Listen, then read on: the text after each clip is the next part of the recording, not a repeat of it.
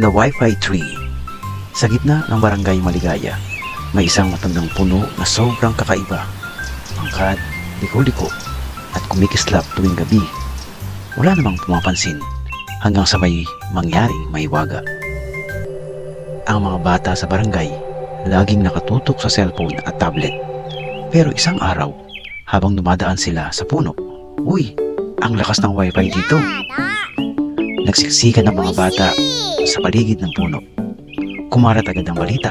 Mga bata, teenagers, pati si tita, baby, Kuya Jun, nagsidatingan na may hawak na gadget. Pero makalipas ang ilang minuto, hala, bakit bumagal? Biglang may lumitaw na mensahe sa screen. Ang wifi dito, gumagana lang kung may mga bata na naglalaro, nagtatawanan at nag-imagine sabay-sabay. Nagkatinginan ang mga bata sabay tawa. Kaya naghabulan sila. Gumuhit sa semento gamit ang tube.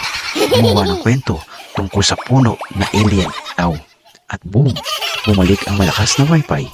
Pero ito ang nakakatuwa. Nakalimutan nilang may gadget para sila. Kasi sobrang siya nilang naglalaro. Simula noon, tinawag nila ang puno na The Wi-Fi Tree, powered by imagination.